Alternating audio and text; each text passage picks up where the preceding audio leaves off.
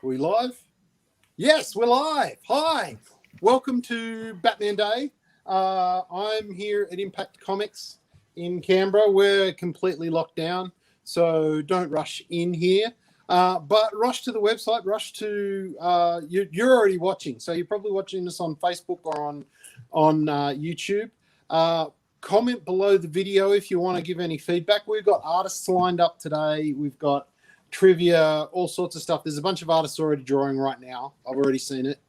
But don't miss out on getting some discounts on the website. Use Batman Day as a code. Get 20% off. There's free comics on there for you. There's free coloring pages and stuff you can download. But to really join in, grab your pencil and paper and join in the drawing with the artists who are about to join us. I think Nate's here to introduce a few of the artists.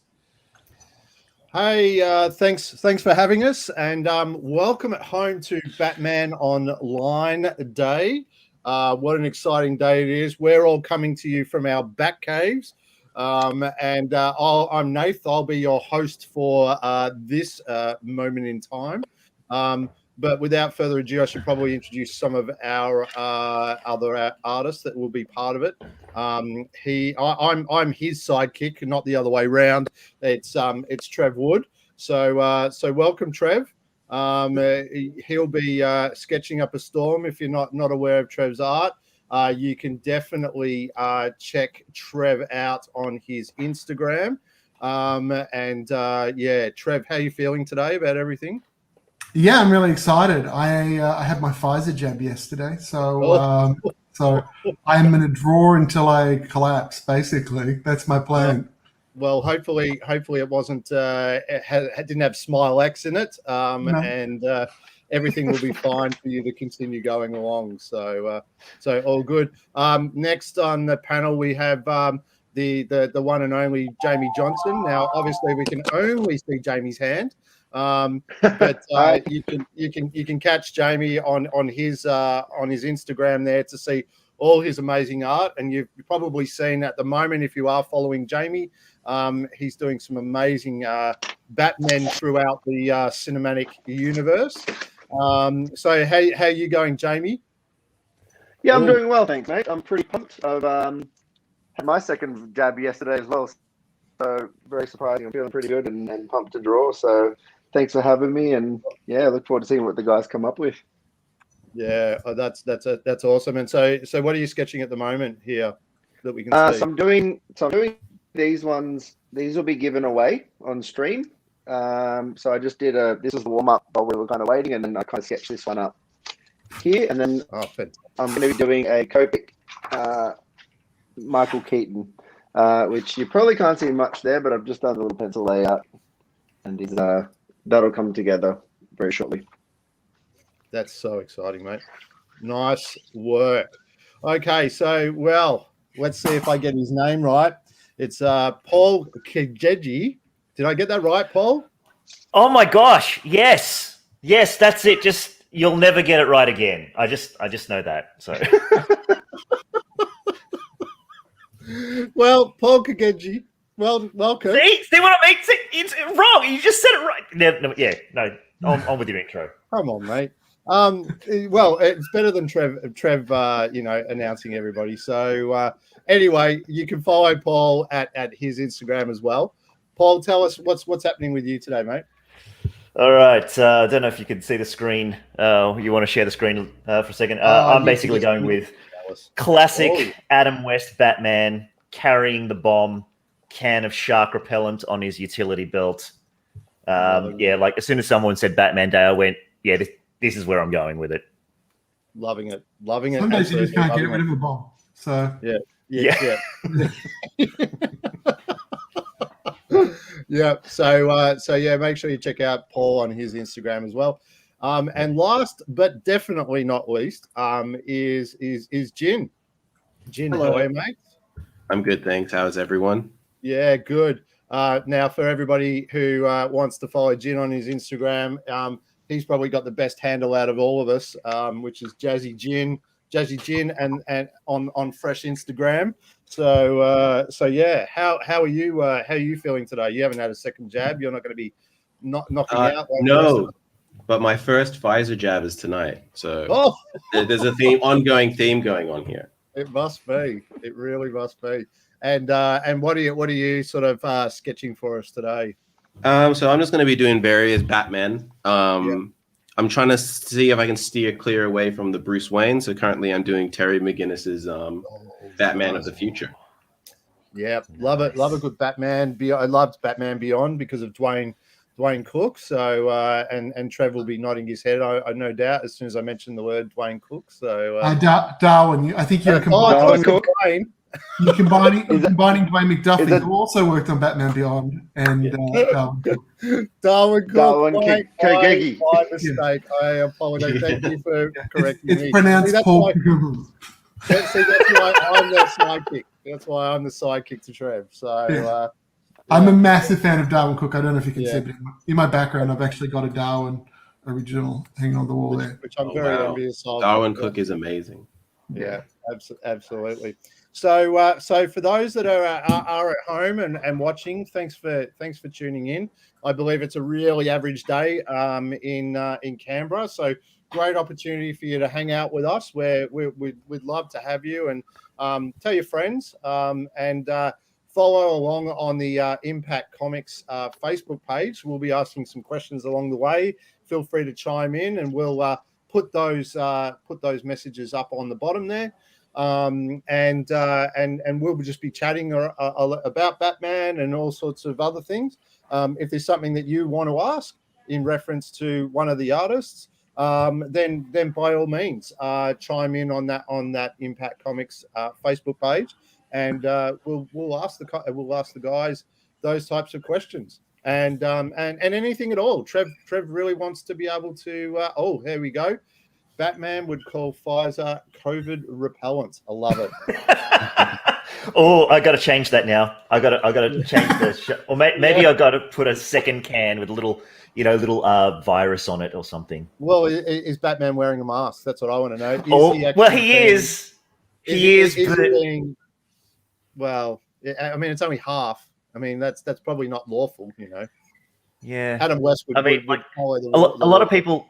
A lot of people are wearing around their chins, but Batman is sort of wearing it up here, so it's still wrong. He's still exposing his nose. He's just, it's a whole thing. Gladys would think it's an amazing, like you're doing it right. It's a gold standard. That's what it really is. Right, gotcha.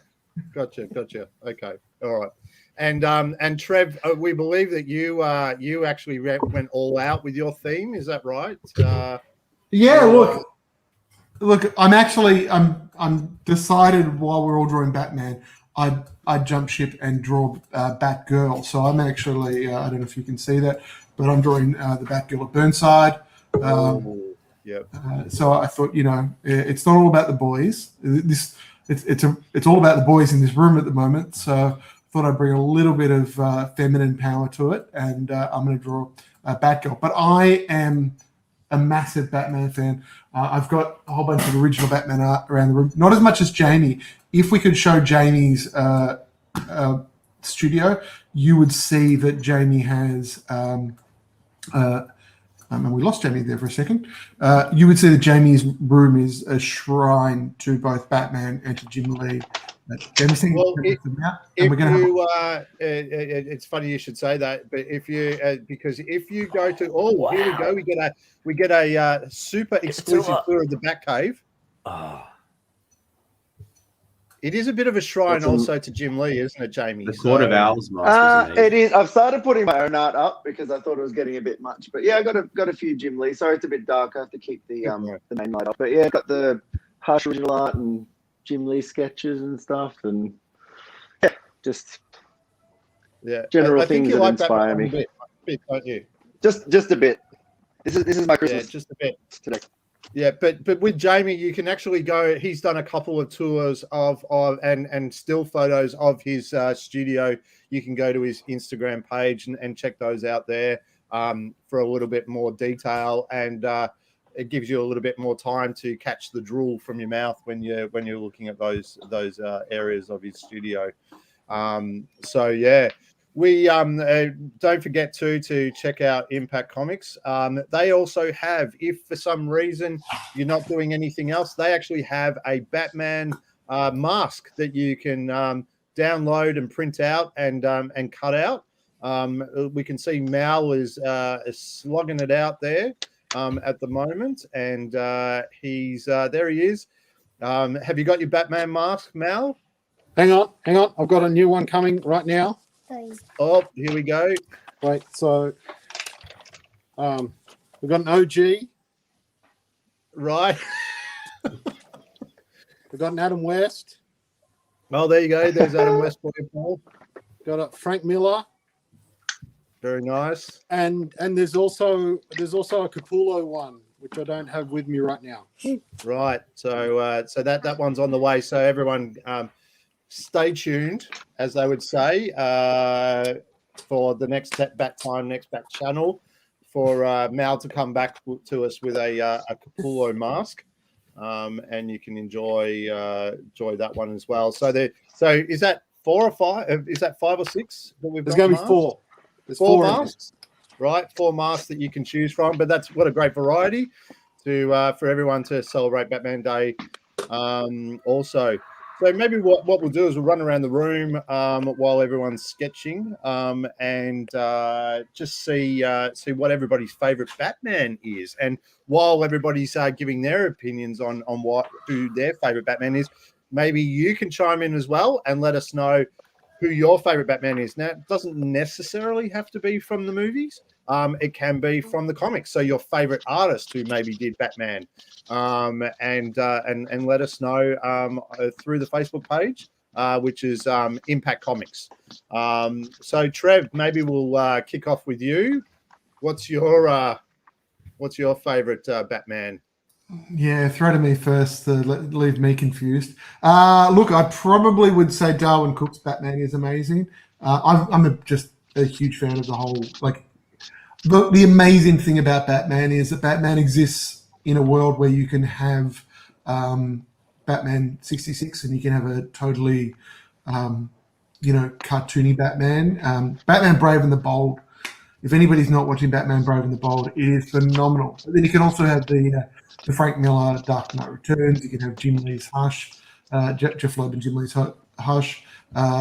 Tim Sale does an amazing Batman. It is almost grotesque. He's like, bulging muscles and distorted body shapes that kind of suit standing on a gargoyle. So yeah, too many to choose from. I'm a massive Batman fan for many years. No, that's and look, that's a great answer and shows fanship then when you that you can sort of differentiate between the two as well. Street cred. Yeah. Dean Rankins said Batmal. He's actually given Mal a title, so he's joined the Bat family. So thanks so much for that, Dean. That's fantastic. I love it. And just before we go to the next one, we've got Nathan here who says that Batgirl looks awesome, Trev. So thanks so much. Thanks so much for watching, Nathan. We really appreciate it. And yeah, Trev, there you go. You've got a fan already. Check's in the mail, Nate. What's that? Check is in the mail. Oh, well, there you go. There you go. Oh, bribery and corruption will get you everywhere, won't it? Yeah. Hey, Jin. What's your favorite Batman? I think in art-wise, my favorite Batman is probably Greg Capullo's. I really love it. But in my favorite story in the comics is the Grant Morrison Batman and Robin run where Dick Grayson was Batman. Oh yeah, yeah. I really love that dynamic. I might be remembering this wrong, but I love that thing where it's like Jim Gordon is like talking to Batman and then turns around expecting Batman to be gone and he's still there just listening. It's like so good. Oh, that's such a great series, that one. And yeah, Grant Morrison really sort of captured Batman to his full extent and gave him that detective element too, which was really nice. A lot of the time, now, and when Snyder and Capullo were doing it, we still had those elements of detectiveness. but some of that has fallen away by the wayside. So for those of you at home who are watching, and maybe some of our artists too, do you guys know the difference between where the cape sits when Batman is a detective and when he's not a detective? Does any of you guys know that? No. Okay. So when the cape is actually sitting over the top of his shoulders, that's usually a sign that he's in detective mode, and that he's actually trying to solve something. When the cape comes off the shoulders and over the back, it's a visual sign that he's more of in an action mode. Apparently that was one of the sort of the mandates when drawing Batman through the 70s and up through the 90s. So you'll see this constant weaving backwards and forwards between detective mode, and Trev mentioned before about Batman Brave and the Bold. You'll see that quite a bit in Brave and the Bold, where the cape would come over the front of his body. So there you go. There's a handy little tip to be looking out for when you're either reading or watching anything that has to do with Batman. So yeah, maybe we'll switch to Jamie. I'm sure that Jamie doesn't have a favorite Batman because he doesn't really like Batman much. But yeah, Jamie, what's your favorite Batman? I have a hunch that some of my fellow artists here are probably a similar age, because a lot of the artists that they mentioned are actually among my favorite. Capullo more recently was kind of for having a character that's over 80 years old, it's very hard for someone to come along and just shock you with something new. So Capullo and Jorge Jimenez have been two kind of stand out to me in the last few years. Obviously, Jim Lee is my kind of go-to, but not limited to. So I love the Frank Miller kind of the fat bat, the really gritty kind of stuff like that. But look, it's very hard to pin a favorite. When it comes to cinematic Batman, I'd say for me it's a tie between Michael Keaton and the aesthetic of Ben Affleck. So not George Clooney. It's a bit disappointing. To be honest with you, he was the most fun to draw. I just did the cinematic version of him, and it was actually really fun to draw texturally, but horrible Batman. Yeah. And even he admits it himself. I think he continually apologizes, doesn't he, on behalf of fans that he wish he'd never done it. But at the time, thought it was a good thing. So anyway, it is what it is now. Sorry. At least he gave it a go. And Paul, how are you feeling about Batman? I'm guessing by your sketch, maybe Adam West. Look, I kind of grew up with the Adam West reruns. I'm not that old to see the originals, but look, in terms of style, I tend to lean towards Detective Batman. Whenever there's a story that has him sort of deducing and crime fighting through the intellect, that's when I'm really interested in a Batman story. I mean, yeah, like there's a massive Bat universe, obviously. Cinematic, Michael Keaton's my go-to. And art-wise, I can't get past like a Bruce Timm, like the big chunky chest, tiny legs type of body structure, because there's a sort of certain entry point into the cartoony, but he still has that bit of grit, Yep. So art-wise, I think I like that sort of cartoon style Batman. Yeah. No, that's a cool way to go. I mean, as you can see, because of he is 80 years old, and he's got that diversity. There is just so many versions of Batman from artists to actors that you can be able to be in that situation where you can make a decision not just on one but on multiples, which I think is fantastic. Nathan's back in it again, and he says Batfleck is definitely his spirit animal. So there you go.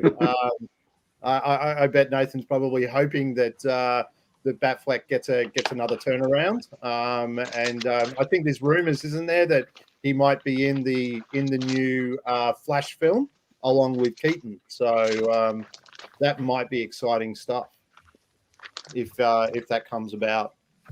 But yeah, I mean, look, when And I think it's like any other actor that's sort of taken on a mantle of any superhero. Really, we all scoff and scorn at who is taking on that mantle, and then hopefully, that they come through with the goods. And Ben Affleck was definitely one of those. I think of Liam Hemsworth. When he became Thor, he was criticised immensely for for them casting him as Thor, Kenneth Branagh, and look at him now. I can't imagine anybody else sort of taking that role as an actor, and it's kind of a bit like with Ben Affleck as well. I mean, we're anticipating the release of the Batman with Robert Pattinson. And we'll see what happens with him as well. Will he make the kapow, or will he make the smack? We don't know. Are they just casting actors now that they can make puns with, like Batfleck, Pattinson? Like, is that the casting rules now? You know what? I don't care. I'm just happy that I'm able to. Anybody that can give me the opportunity to do a pun, absolutely. Just flicking over to Jin. This is what Jin's in the middle of doing at the moment with his Batman of the Future, or Batman Beyond from the TV series, for the animated TV series from Darwin Cook, Trev. You can check. That out. I am not going to correct you anymore because no, you should. Because you nailed Paul's last name. You nailed Paul's last name, which the last time I live streamed, I spent a good 3 hours just butchering it. So you can call in, like Daryl Cook, for you can call. I think you actually referred to Thor, Liam Hemsworth, rather than Chris Hemsworth as well. But you know what? Again, Liam, did I? Yeah, you did. Sorry, I'm in Team Trev there. Oh man, lost Jamie again. We have lost Jamie. Jamie is down, but it looks like he's trying to make his way back to us. He has made his way back to us. Welcome back in the panel, Jamie. Hey, sorry guys. No, that's all right. We're just going to flick over to Paul's Batman at the moment and just have a look at what's going on there. So yep, he's shaping up. Yeah, shaping up quite nicely.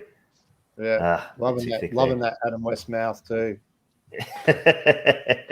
Yeah, you got to go full very on. Expressional, very, very expressional.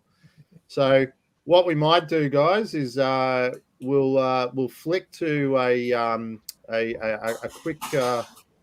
quick break from our mates over at Impact Comics, and we'll be back in just a sec. Hey, I just wanted to show you some of the Batman comics that are available for free for Batman Day.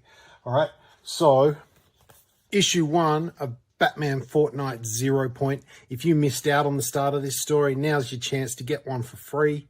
The collected volume of that's just come out, but if you want to try it out before you get the whole volume, bam, you can get the first story for free. This one here, Batman the World, the collected volume of that. Well, this is an original graphic novel. This is a little teaser of this original graphic novel. This takes artists from all around the world who have made a name for themselves in their various markets through Asia and Europe and stuff. And each one of them has a stab at a Batman story. There's some beautiful painted stuff. We've already sold out of the graphic novel, but here today you can get yourself a free sample of it. So you know to put your name down for when it comes back into stock.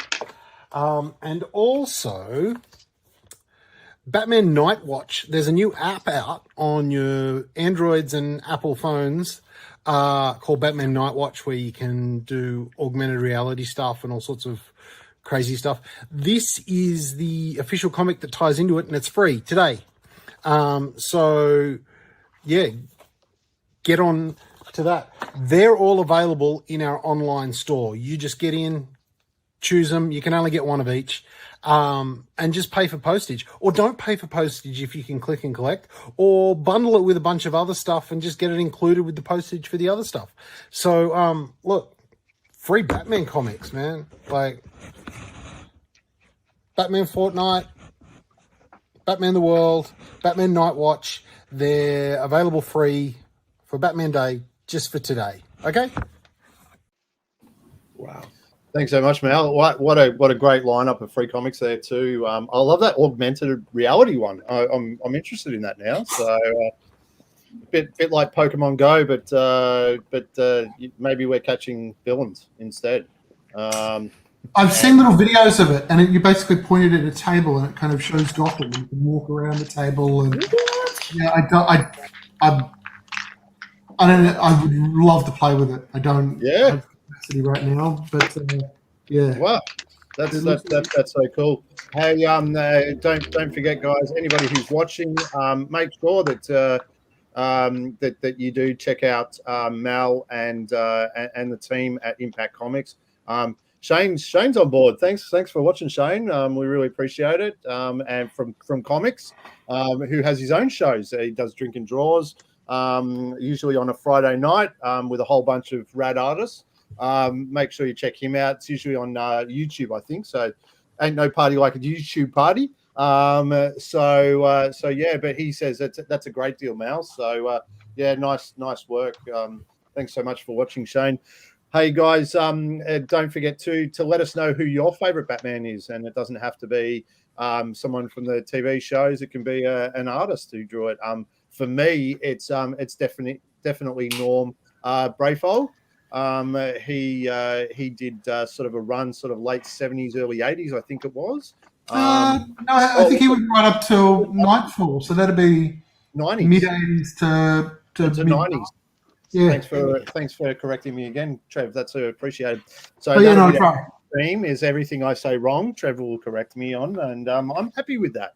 But yeah, I mean, a thing I liked about Norm's art is that he that the cape was an extension of the body, you know. So you really had that movement and style, and it was. I wonder whether some of that influence that you saw in Spawn with Todd McFarlane came from Norm, with that cape just going all over the place and sort of very much alive, and a bit like the Sorcerer Supreme's, Doctor Strange's cape, who is essentially alive and moving around as an extension as well. So that's my favorite Batman.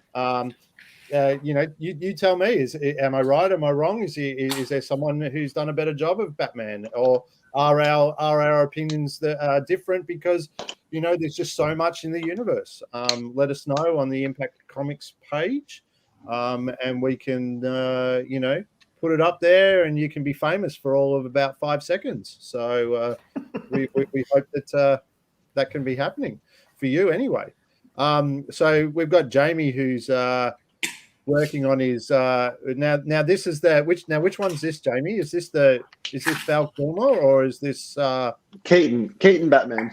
Oh, this is the Keaton Batman, right? Okay, fantastic. So he's looking very stoic there on leaning up on a gargoyle. Is that right? Correct.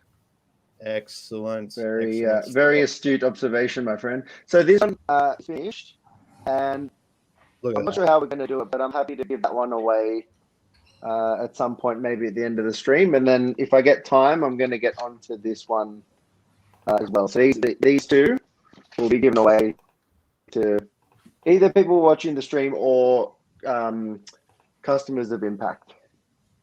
So I would, if you can get your hands on a Jamie Johnson original, I would do so. He has been tapped on the shoulder by Jim Lee, saying that he's an up and coming artist. So now's the time. Grab it now. It's a bit like grabbing a Picasso. So grab a hold of that if you can.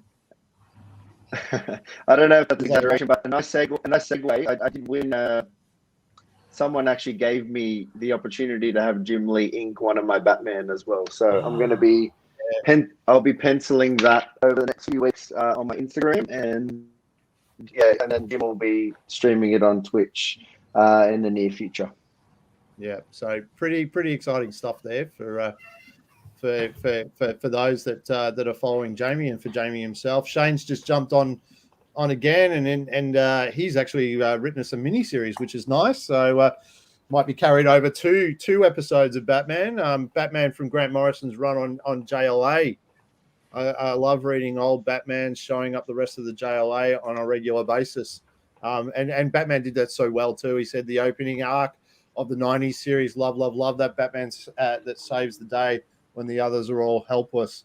So true, isn't it? It's so true. And Batman had no issues in showing up the rest of the JLA at any given time, because obviously he was the smartest man in the room. He might not have been the strongest, but he had to make up for it somehow. He definitely did. We've also got Ash. Ash has joined in. Thanks for joining, Ash. And she says, Happy Batman Day. So happy Batman Day, guys, and everyone watching. And Clay Mann is my favorite Batman artist. His work is so good. Anybody want to chime in about Clay Mann? Trev, you're probably the man to... he's phenomenal. Yeah, no, he's got this amazing... unfortunately, for those who love The Flash, his recent stuff with that Justice League arc didn't end very well, but the cat stuff is phenomenal. Yeah, absolutely. So, His thanks, covers Ash. are phenomenal too. Yeah, absolutely. And thanks for chiming in, Ash.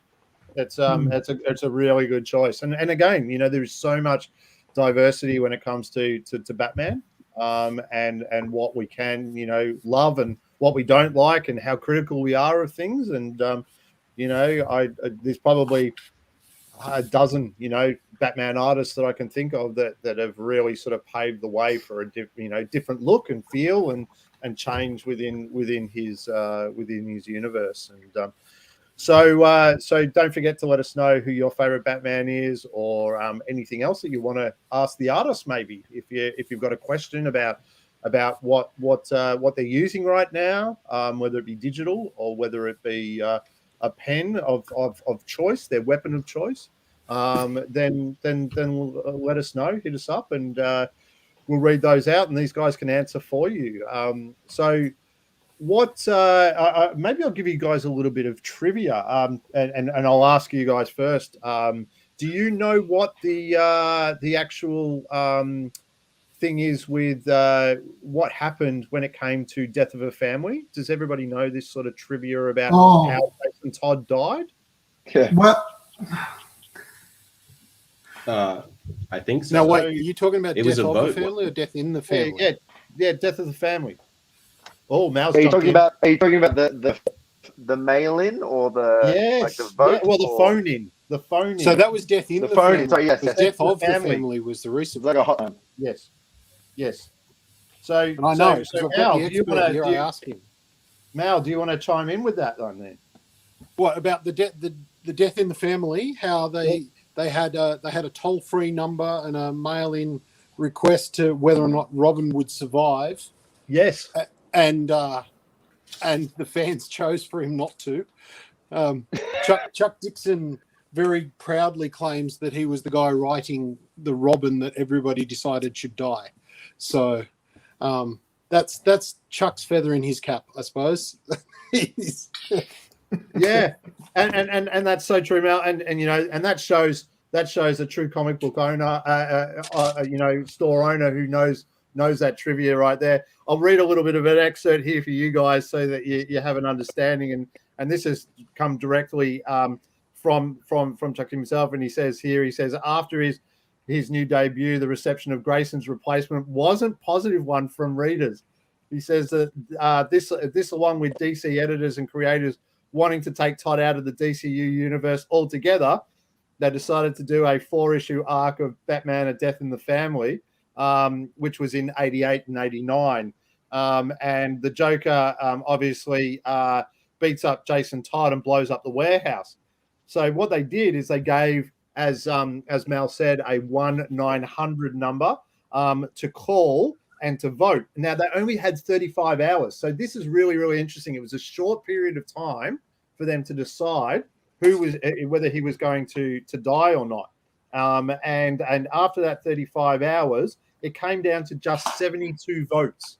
So it's not really a lot when you think about it, 72 votes. So the votes were, they said that they got 5,271 for Robin to live, and they got 5,343 for him to die. And he turned around and he said, I was disappointed, but I wasn't terribly surprised. And so Jason Todd was obviously voted by the readers to be killed off by the Joker. So what a great campaign. I mean, amazing turnout by fans. I mean, that's like 10,500 calls to that 1900 number. Amazing stuff. Really. Yeah. Great Now, Nate, we didn't run this past the artist, but we're actually going to run a similar poll today, and we're going to kill one of our artists. So you're going to give it a toll-free number. Decide on who you want to kill. Well, Trev, you know what's going to happen? Did that get rolled out? No, we might have. That might have been one of the plans, but okay, all right. So Trev, we know what's going to happen. I've been getting all the names wrong today, so it's already been decided. The tribe has spoken, and my torch has been extinguished. So it was nice knowing you guys. Thanks very much. Damn. Yeah. I had kill on my T-shirt, so like. As part of the name, it was just like a big shout out to Darren Close over here. So, yeah, I didn't have a Batman shirt, so I just went with Aussie Comics. You went with Australia's Batman. Australia's Batman. That's it. Yes. Or Kangaroo Man. Okay. Yeah. Nice. The old man Rufus version. Yeah. Can't wait for that. That's really exciting. So Darren Close is bringing out a new comic, which will be on Kickstarter, Old Man Rufus, in the tradition of some of the other Old Man comics that we've been seeing from some of the big two, and absolutely get onto that. So Darren Close or at Killaroo, definitely check that one out. We've got here from Bradley Kelly, who's on Facebook, says, Happy Batman Day. I think I like the Long Halloween Batman, unwrapped by David Finch, Greg Capullo, and the artist that did Batman Damned. Long Halloween, what a great series that was. But the unwrapped version, so you can see the pencil raw form, and the noir version, unreal. Have you got that, Jamie? I do. Actually, I'll grab them. So they've obviously done a part 1 and part 2 as an animated series. Has anybody seen that yet? Yeah. I'm not a big fan of the recent animated series, and I might actually give a shout out. When we finish at 11:30, we have another session. We've got the Batman Noir. I've got the Black Mirror one for Batman Noir. This is how Tim Sales are meant to be seen, man. Yeah, I'll just zoom in there for Jamie. There we go. There we go. Look at that. Wow. Look at that. I love particularly the way he draws the knuckles in the shadows. It's just it's so dumb, the things that I love, but just his noir stuff is incredible. What's amazing about Tim Sale is that Tim's colorblind. Is he really? So he's colorblind. Yeah, so he's colorblind. Wow. Yeah, he's colorblind. So he does all of his art in grayscale ink washes, and then Dave Stewart, the colorist, comes in and adds color. So I don't know about you guys, but I always think of Tim Sale's like Batman with a very particular palette. They're big, solid purples and stuff like that. And I discovered that apparently it's not Tim Sale's palette. It's Tim Sale's palette's grey. That's some skill right there, isn't it? Yeah, that really is some skill right there. That's amazing. We've got Shane. Shane just chimed in about your T-shirt, Paul, and said he loves it. So there you go. You've got a fan now too. So that's one for Trev and one for Paul. So the rest of us have got to play catch up. I was expecting it would just be a Jamie Johnson fest, but obviously not. It's Trev and Paul. So there you go, everyone. I'll give another one for Trev too. I'm a big fan of his art. I want to interrupt here, but I finished my Batman. I was going to say before, so throughout the day, there's a few other sessions we've got going on. So directly after this one, we've talked a little bit about our favorite movies and stuff. We have Chatflix, the movie podcast. They're going to come and do a half-hour wrap up of their favorite Batman through in cinema. And that's Bros and James from the podcast, as well as Aliens' own Tristan Jones, Tristan from Aliens and Teenage Mutant Ninja Turtles, Ghostbusters. Ghostbusters, yeah. So those guys will be on at 11:30 to talk about Batman on the screen. After which we have a trivia hosted by Canberra boy Tim Stiles, and there are prizes to be won. So Mal has made available some gift vouchers that can be used today. You don't even have to wait. We're going to give them out today. So if you want to not only use your voucher but also get the, get the Batman comics and stuff like that, that's a great opportunity. Nate might have actually given one of the answers away before. So congratulations to people listening. Most of us don't listen to Nate, but if you were listening, you got one of the answers to the trivia. So that's at 12. And then at 12:30, we've got a whole new bunch of reprobates for this morning we're all doing Batman and the Bat Family. This afternoon, we've assembled a bit of a rogues gallery to draw Arkham Asylum inmates. And there's some really great artists in that. We've got Dean Rankin, Aaron McKenna, Dave Blumenstein, Sarah Howe, Lauren Lauren Armstrong now. Lauren Armstrong. Armstrong, yes, you're right. Yeah, and they're going to kick you out. Sorry, Lucky. Yeah, sorry, Lucky. Yeah, we're in trouble now. So we've got a big day planned for you guys.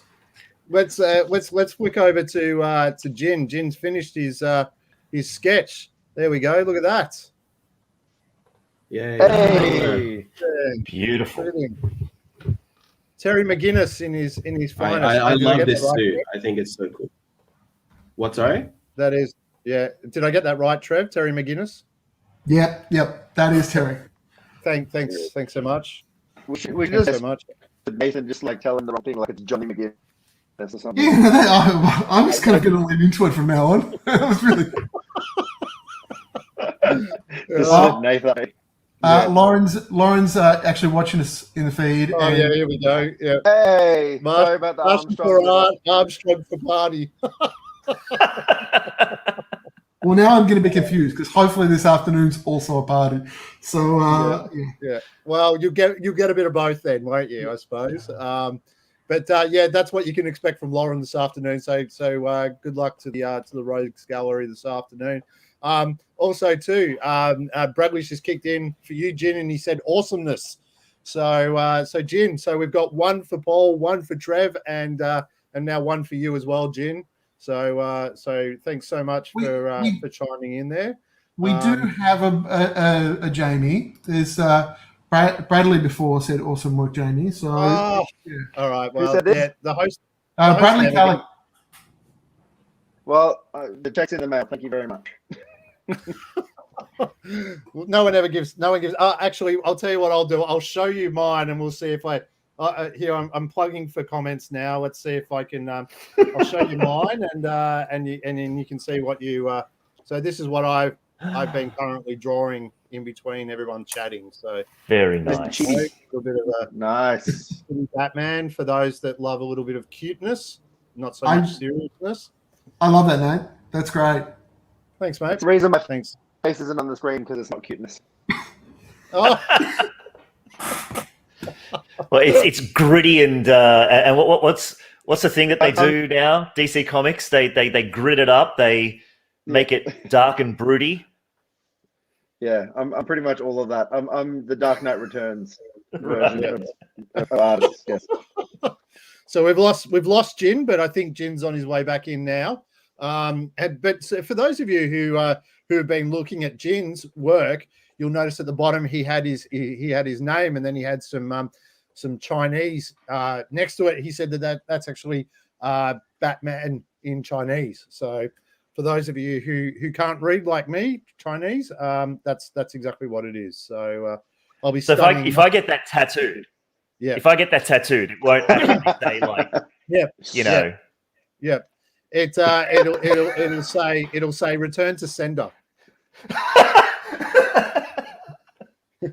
That's essentially what it'll say. Oh, I've fished for I've fished for a comment, and I got one. Shane, you're the man. Thank you. One for Nate. One for Nate. And that'll probably be my only one for the day, but I appreciate it, Shane. Thank you. That's great. That's good fun there. Let's run around the room and let's talk about Batman's gadgets. So Batman is full of gadgets and cars and all things that we can't afford, but a billionaire Bruce Wayne can put together at the whim of his bank account. Maybe we'll start with you, Jin. What's one of your favorite either Batmobiles or gadgets or anything like that? My favorite Batmobile is the Michael Keaton one. That one just looks so cool. Followed very closely by the animated series one. With that sort of scooped nose on the front. Yeah. Is it Looks like a Batman? I can't remember. Is it Batman Returns where the Batmobile like splits into like a thin one? Like he's trying to go through the alleyway, and then he goes. So cool. It's called the Bat Missile. Or is that Batman Forever? I can't remember. But the Tim Burton Batman Batmobile is the best. I like the concept of the like the Bat Vision from The Dark Knight, where he could see everything in like the echo. Yeah. I think it was like pulling in all that's like, bats see that way, and so Batman sees that way. So I thought that was kind of cool. So that was all the reflection of audio that was coming from all the phones. Is that what you're talking about? Yeah, it was all like the sonic frequencies and stuff like that. Yeah, so that's a sonar. Yeah.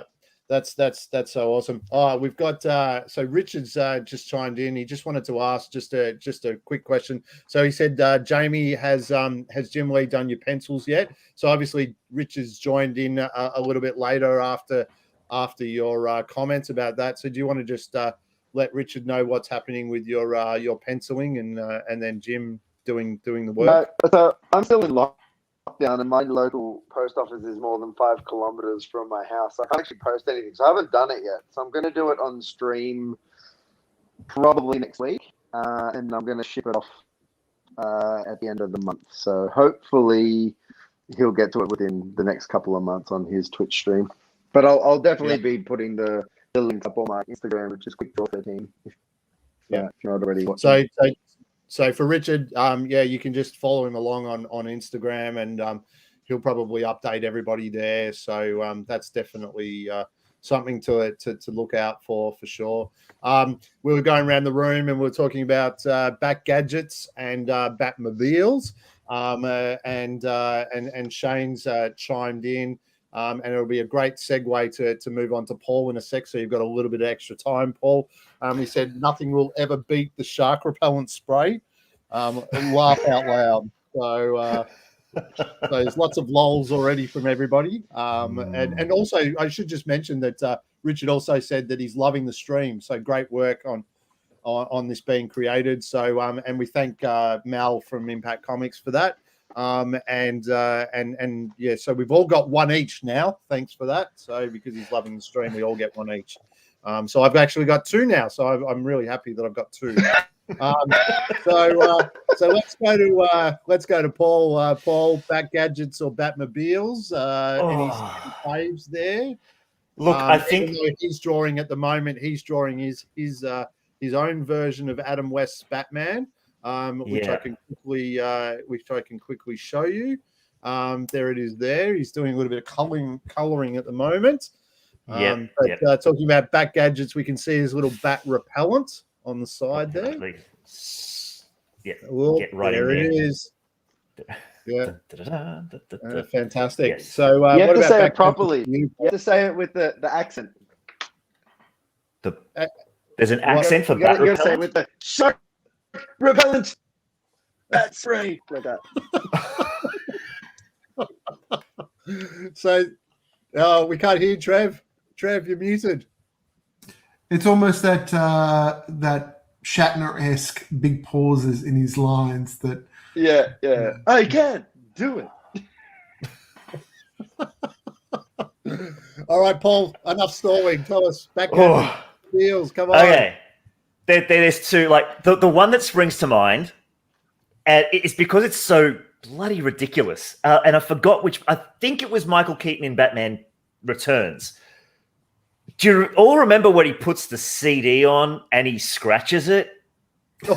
Yes. Alfred.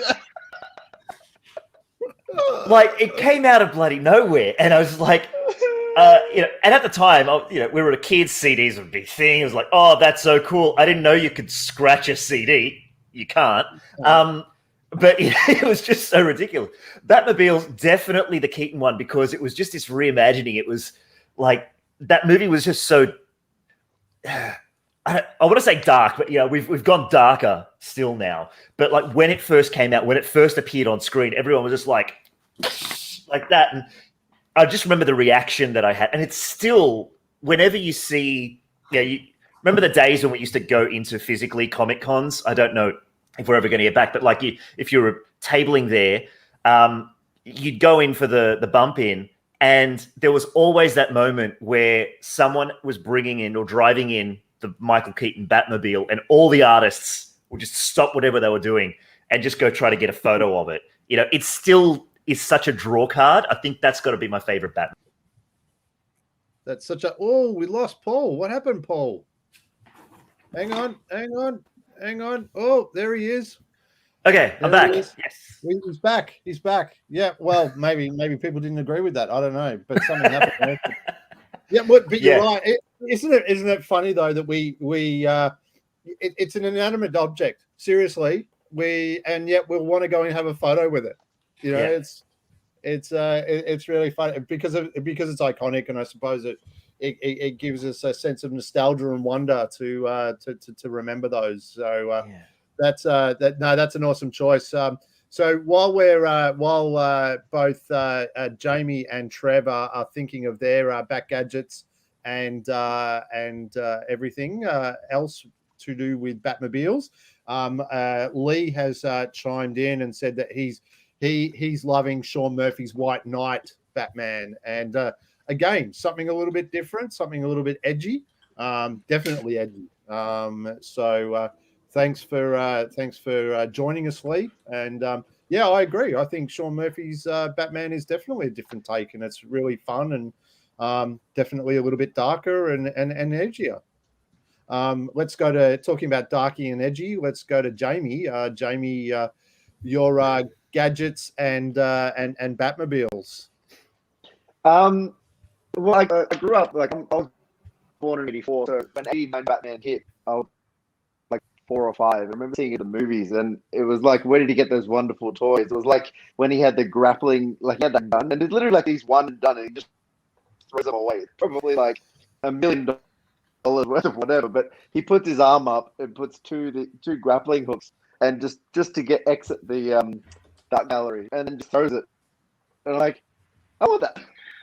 So any of his like kind of grappling guns or things like that were always fascinating to me. I used to always try and climb my like swing set and stuff at home, and very dangerously tie like bits of string or rope and try and climb up my slide and all that sort of stuff. So yeah.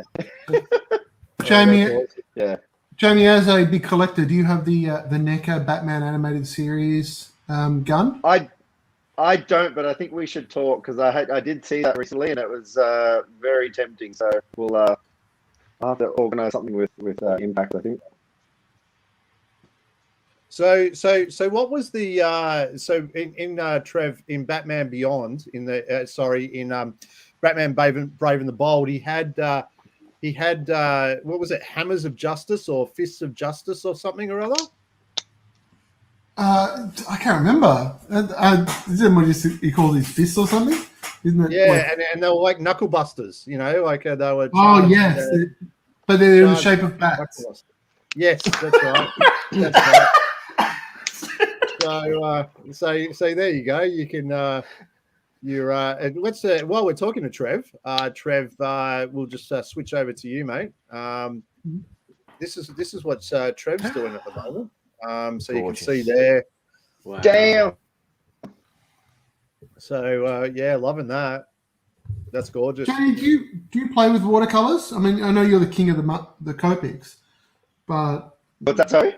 I know you're the king of Copics markers, but do you play with watercolors? I do play with watercolors. I use the I'm not like very. I'm self-taught, but I use the Windsor. I don't know. The Windsor, like little. There's like a pan thing you open up, and you just like use a little loaded brush on them. One of these? Yeah, perfect. Exactly. Yeah, they're fantastic. Yeah, they're the best thing. Trev put me onto those, and they're so good, especially when you're doing like cons or free comic book days or things like that, and you want to do a quick fill in. That's oh, here we go. Shane's going back in. He said, "Oh, awesome, Trev." So there's another point for Trev. So Trev's in the lead now. So thanks for that. We wanted Trev to be last, but that's okay. It's all good. What we might do is just while Trev's thinking about his favorite Batmobile and gadget, what we might do is we might just quickly switch back over to, for those that have chimed in a little bit later, we might switch back over to our mate Mal, who had a video earlier about what you can actually get for free over at Impact Comics today. Hey, I just wanted to show you some of the Batman comics that are available for free for Batman Day. All right, so issue 1 of Batman Fortnite 0 Point. If you missed out on the start of this story, now's your chance to get one for free. The collected volume of that's just come out, but if you want to try it out before you get the whole volume, bam, you can get the first story for free. This one here, Batman the World, the collected volume of that. Well, this is an original graphic novel. This is a little teaser of this original graphic novel. This takes artists from all around the world who have made a name for themselves in their various markets through Asia and Europe and stuff. And each one of them has a stab at a Batman story. There's some beautiful painted stuff. We've already sold out of the graphic novel, but here today you can get yourself a free sample of it. So you know to put your name down for when it comes back into stock. And also, Batman Night Watch. There's a new app out on your Androids and Apple phones called Batman Night Watch, where you can do augmented reality stuff and all sorts of crazy stuff. This is the official comic that ties into it, and it's free today. So, yeah, get on to that. They're all available in our online store. You just get in, choose them. You can only get one of each. And just pay for postage, or don't pay for postage if you can click and collect, or bundle it with a bunch of other stuff and just get it included with the postage for the other stuff. So, look, free Batman comics, man. Like Batman Fortnite, Batman the World, Batman Night Watch. They're available free for Batman Day just for today. Okay? Nice work. Thanks, Mal. And yeah, absolutely. What a great bunch of freebies there that you can get hold of. Get onto it if you can. Look, we've got some. We've got a couple of. How good was the Batman intro? to Batman the World. Yeah, that is pretty cool. Absolutely. So we've got just under half an hour before we finish up. And don't forget that the quiz will be on after our mates at Chatflix. And as Trev said, we've got who have we got on the show for Chatflix? We've got Bros and James, who are regulars on the show, being joined with Tristan Jones. So great lineup of talent there to talk all things Batman cinematic. Looking forward to tuning into that one for sure. Also too, here we go. Trev's got another one. My wife is loving that Batgirl. Great work, Trev. Thanks, Lee. Oh, bless. So, Lee, that's, I think for me, this one's done, and I'm starting. I've got to sign it, and I'm going to chuck that in the post, and that's going to go up to Impact Comics. So I'm a Melbourne artist. I don't know if we said that at the start, but what's really cool today is that we've got artists from all over town. Jin's a local Canberra artist, but we also have Paul and Jamie, and you guys are Sydney based, and Nathan and I are both from Melbourne. So I've got to chuck it in the post, and luckily my post is less than 5Ks away, and I'll send that up to the store so Mal can slip it into somebody's bag who is a regular at Impact. That's awesome. Bradley's also said that it was awesome work, Trev, and any more for Trev, I'm not posting anymore. So that's okay. I've got control of it too. That's it. I'm gonna kick Trev out. So Bradley says when he was younger, he used to have the old Batman car. So Bradley, is this the one from the TV series? And if so, I had that one too.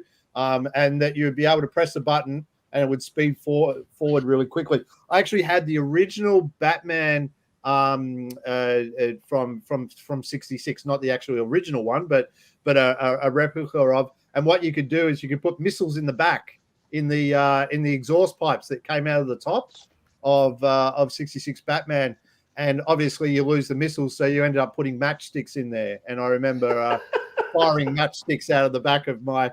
How much would that not happen now in toys? You know, would you have something that's firing missiles? I mean, we had Boba Fett that obviously did it. You know, is the prized possession of all Star Wars toys because they removed the missile because it was not deemed child friendly. You know, similar same option. You know, with the Batmobile firing missiles from the back of its of the vehicle. So great toy, really great toy. So Trev, we haven't gone to you yet in reference to your choice of Batmobile or gadgets, or it's all 66. That car. I used to watch the 66 car TV show, and for those who don't remember, every second episode ended on a cliffhanger. So there would be an episode, and then at the end of the episode, Batman would be loosely tied to a spinning wheel with the Riddler throwing knives at him, or sharks, or big fish swimming around that were allegedly piranhas, or all that. So every second episode ended on a cliffhanger. And I, as a child, was so concerned for Batman's safety. It was like, looking back now, they were so ridiculous, and Batman could have got out with just a shrug. But I was like, Mum, I've got to watch tomorrow because Batman's in a cage. I love the Batman 66 and the atomic batteries to power, and that car is just phenomenal. Speed, ready to roll out. Yeah. And if you actually Robin's doing all these checks, and if you ever see inside the bat seat, there are no buttons on his side. So what Robin's checking, who knows? But I love the 66 Batman, and I do have a model somewhere. of the 66 Batman car. As far as gadgets, again, it comes back to the 66. It's not the shark repellent, but in the 66 movie, do people remember how it ends? So the bad guys have a plot where they convert all of the UN or the League of Nations or whatever it was back then. The rehydration gun. Yeah, so was that the movie? I remember that scene. Yeah. And they have to like put all the greens together. Yeah, so they all get jumbled up, and Batman does it and manages to separate the red, so everyone gets dehydrated and everyone's a different color because all the colors of the world. And at the end of it, Batman manages to put them all back together, but the final scene ends with the German ambassador speaking Japanese and the Japanese ambassador speaking English, and all these guys. So Batman and Robin have messed up, and the way it ends is they just awkwardly look at each other and sneak out outside the room. Oops. Oh well. So I think the rehydrator is my favorite device. Yeah. What a great ending! Hey, just for everybody, I'll just give you a list of some of the Bat gadgets that I managed to find. You've got the finger taser that was used in a comic series. You've got the old collapsible bat sword. I think they used that a couple of times in Brave and the Bold. This is a great one. The bat ice skates. Because you never know when you're going to need to ice skate around as Batman. You've also got and I'm not too sure if anybody knew about this one, which was the fake vampire teeth that he had, so to create fear into everybody, which I think is amazing. The underwater boot propellers, because you've got to go faster underwater. You've also got the good old magnetic batarang. The list goes on and on and on, and don't forget too the gas pellets that he would always throw down and disappear and ninja vanish on everybody. But yeah, he was great at coming up with different gadgets, and some of them were absurd, like a scene out of Get Smart. But I think that's what we really loved about him. I mean, also too, I would see that the cape was an extension as a gadget as well. I mean, we've seen in the movies where the cape extends and actually he's able to use it as a glider and fly and things like that. So I think that that the cape is an unsung hero when it comes to gadgets. But I'm with you, Trev. The utility belt from '66 was always a great one. And I always loved that he could pull something out of that utility belt that was 3 times larger than what could actually fit inside that tiny little pocket.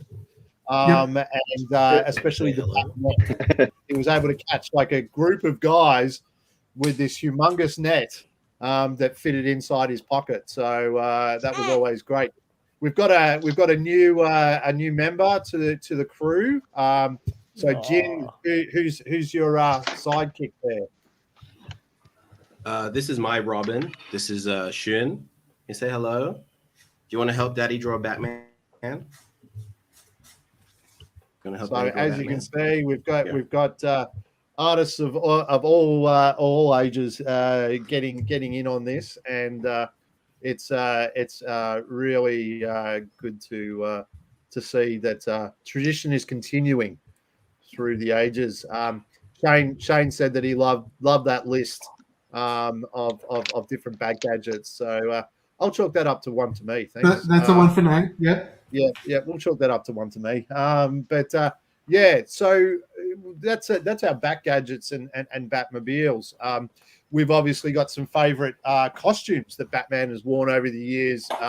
And there have been some crackers and there have been some slackers. And so guys, maybe we'll go back to start off with with Jin, is there a particular Bat costume that you've loved over time?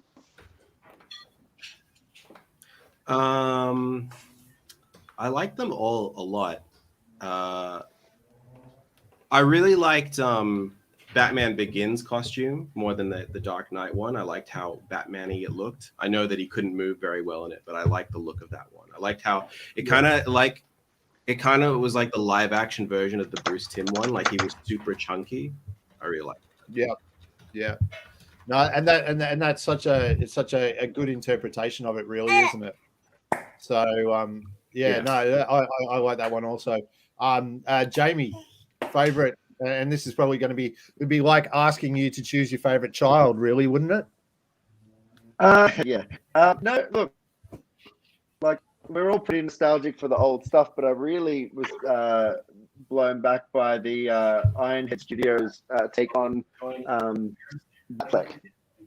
So like seeing him in action, like a little bit bigger, and the fact that he could move his head and it looked a lot more comic accurate. It's got like the little, it's still armor, but looked like material with the little pulls and stuff, which is very like Frank Miller-esque. And it was just great to see that kind of at least be tackled or attempted on the big screen. That's probably my favorite. Oh, that's actually the nightmare version of that. The nightmare version of that. Yeah, love it. Absolutely love it. Trev, what about you? Oh, look at that. That's amazing. That was amazing, Jamie. Yeah, that's incredible. Yeah. That's the caliber of work that you're seeing at the moment. Paul has somehow, hang on, let's find out where Paul is. Paul is down. I repeat, Paul is down. So we'll go to Trev. Trev, what's your favorite bat suit? Look, it's got to be nipples. No. No. Hey, it's got to be appropriate, kid friendly. On the cartoon, I'd say Bruce Timm's Batman. It's just it's super fun, super fun, and just such a clean line, of and an extension of Batman to understand exactly who he was, So and just to see what that's very much his style. I thought I would kind of go for that very clean, just a headshot. Only got like 15 minutes, so I'm thinking about what I can get done. Very, very stoic, Trev. Very stoic. So while we're waiting for Paul to rejoin us, obviously he's got some technical difficulties at the moment. Let me just give you a couple of funny bat costumes that I found. Back in Batman Volume 1, 1972, which was back in 1952, we had Jungle Batman. So essentially it was Batman wearing his cowl and then wearing a Tarzan sort of loincloth across his chest and body. So that's definitely a great costume. Something that's sort of had a bit of a resurgence over the last couple of years is obviously Rainbow Batman. And so if you remember, he had the different colors of Batman. And so there was the pink and obviously the standard blue. We had green, orange, and yellow and purple. So and we saw that in Brave and the Bold. Which was a lot of fun. We also had that time when Batman of what was it, Zur-En-Arrh, which was like the alternate universe to Batman, and he was wearing a purple and red and yellow costume, which was rather cool. The absurdity continues with the zebra Batman. I just still don't understand why he needed to be dressed as a zebra and have a yellow utility belt, but he did. So that's an interesting one as well. If you pop it over to what I'm drawing, you'll see another. What's that? You'll see another bat suit. If you pop over to what I'm drawing, you'll see another bat suit. Oh, Nelly. All right, let's have a look at Jin's. I don't have your second video, Jin. At the moment, we've lost your stream. We've lost your stream on video too. So even if you want to, while we're waiting for that, we've got. Yeah. Oh, here we go. Oh yes, the old Azrael. Is that the Azrael one? Is that Yeah, as that. Yeah, this is the Azrael Batman. Yeah, that's rad. That's really, really rad. First comic I ever owned was Batman Shadow of the Bat 37, and it was Azrael. Yeah. And I had no idea what was happening. Somebody bought it for me, and I'm like, why does Batman look like a mech? And it was awesome. Yeah, it is pretty rad. It is pretty rad. The last absurd costume I'm probably going to go with is Mummy, the Mummy Crime Fighters one, where Batman and Robin dressed up as mummies.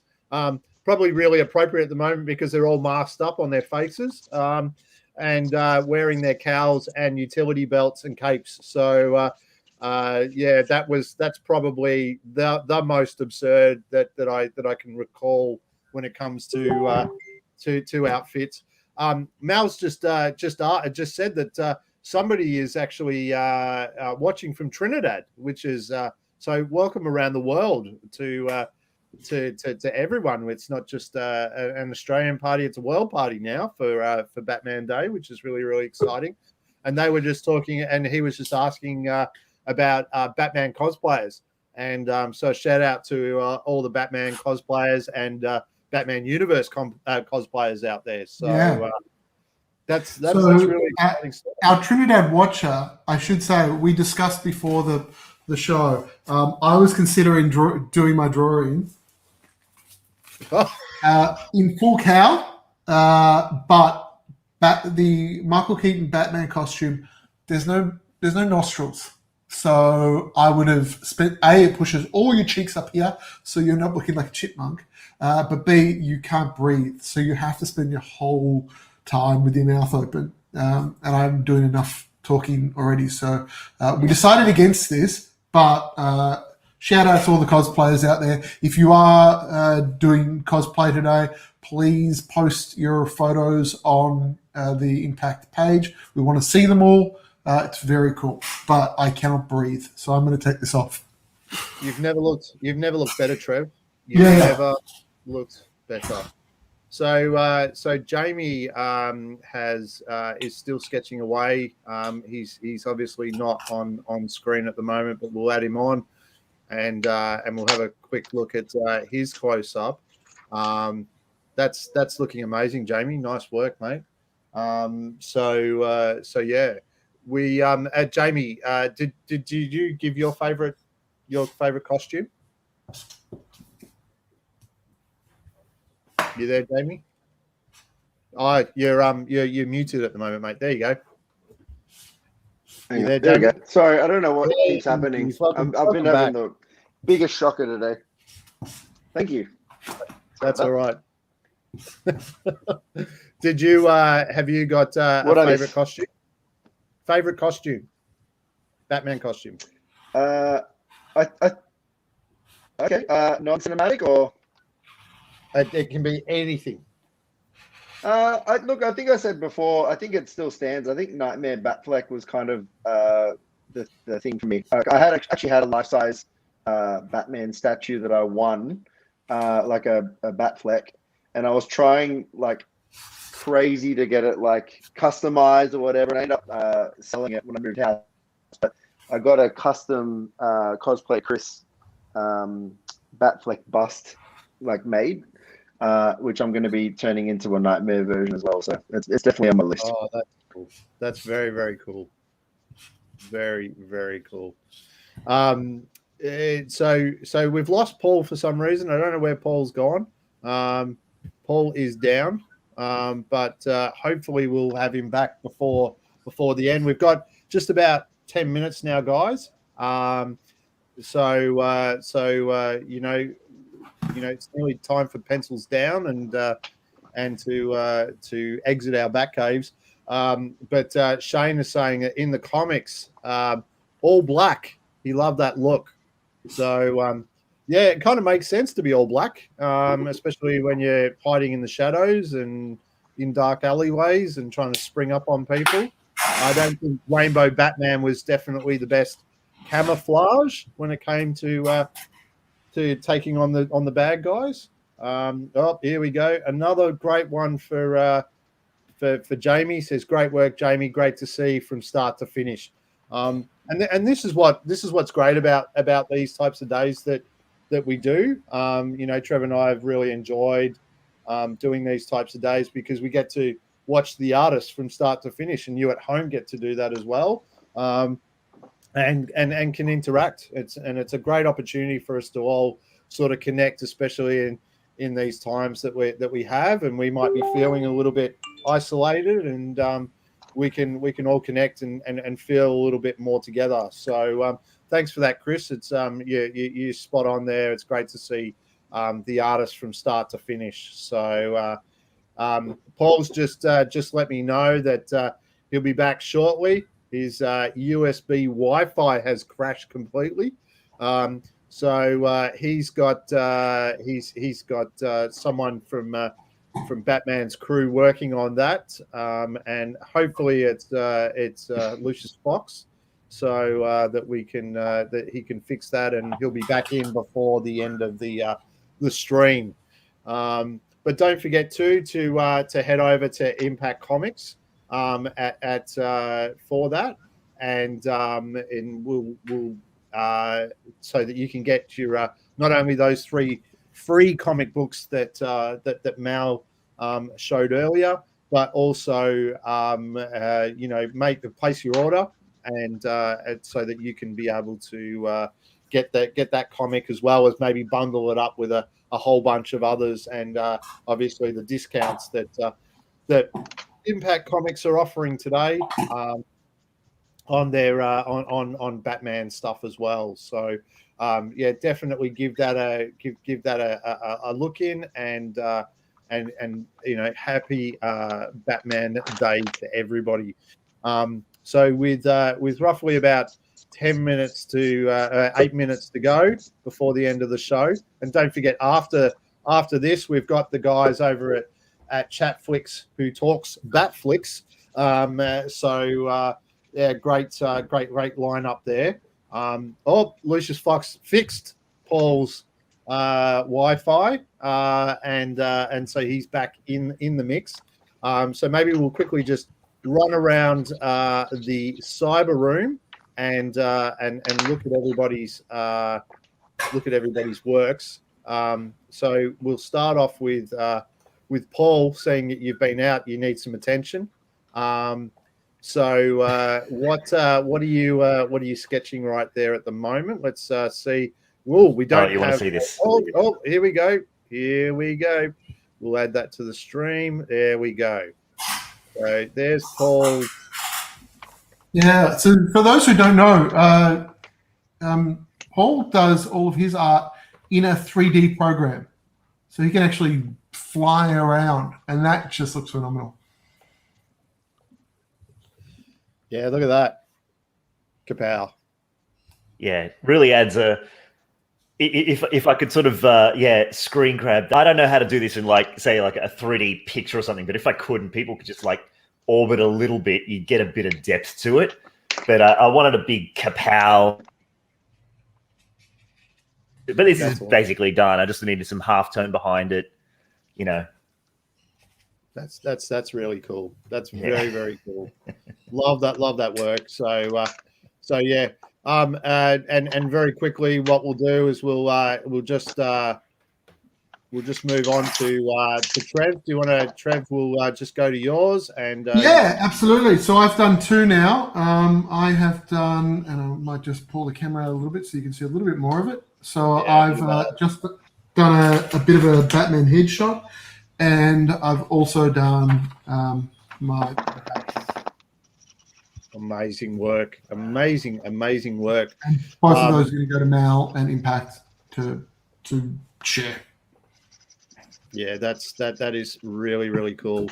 And Jin, we're just going to you now, mate, and just looking at yours. So So there is there he is Yeah, in all his glory, all his blue and gold glory. That's wow. Yeah, I did. Awesome. I did 2 today. This is Azrael, and then this is Terry McGinnis. So yeah. That's an achievement unlocked right there, mate. So that's fantastic. Nice work. That's batastic, as they would say. And going on to more batastic fun is with Jamie. So let's just have a look at Jamie's work just there. He's got the white out now, so we're moving into the moon and all those highlighted areas. That's looking fantastic, mate. Really nice work. Thanks, mate. You guys are killing it. I'm glad that we at least got more than one done for the most part, which is great. So I was hoping to get 3 done, but I'll get the 3rd one done to get that sent off the mail as well. That's fantastic. I mean, what we might do is we might just quickly just add Bruce into the stream, and he can just give us a really quick rundown of what to expect in about 5 minutes time of one day. So here's Bruce. How are you, mate? I'm not bad. This thing's not working yet. I haven't plugged it in, haven't turned it on. How you guys doing? So we're getting you on the fly unexpectedly. Yeah, I mean, you imply that it's a lot more organised than it is, but thanks, Nate. But I'm going to be joined by James, who's a Chatflix regular, and Tristan Jones, who's he's a Batman artist now. He's working for, I believe it's Detective Comics, which is awesome. Yeah. So we're going to chat about. We're going to try and narrow down all of the actors that have played Batman into a top 5, but I don't expect it to be that smooth. We'll see how we go. But I am curious to know what everyone's favourites. I mean, there's certain actors that are just a given. There's a nostalgia around Adam West and Michael Keaton that kind of make them everyone's favourites regardless. But I'm curious to see what outliers there are, as opposed to those 2 kind of front runners. Yeah, definitely. Who's your favourite Batman, Nate? Oh, look, it's a really good question. I am a sucker for Adam West because he was my original Batman, and maybe it's a nostalgic thing where we go, okay, well, it's your first Batman's your favorite Batman. But yeah, I think I'll stay with Adam West, and then it sort of goes down. The list goes down from there. Yeah, definitely. I mean, Adam West obviously a very different Batman to everyone that's had the job after him, but you can't discount him. Can't discount him. Yeah. Yeah, no, that's fantastic. So we're roughly about 3 minutes away. Thanks, Bruce. You can join Jason and James and Tristan in roughly about 3 minutes. And you can also follow along on the Facebook page and also the YouTube page. And don't forget to check out Chatflix. Great show. And always fun to listen to them talk all things films, whether they're good or bad. So thanks for the good listening always. No worries. Thanks for tuning in. No worries. Hey guys, thank you so much to everybody who has joined in today. Once again, Trev, you can find Trev on his Instagram. So there's Trev's Instagram. So follow along Trev for all the goodness that is Trevorwood Art. You can follow Paul Kagegi.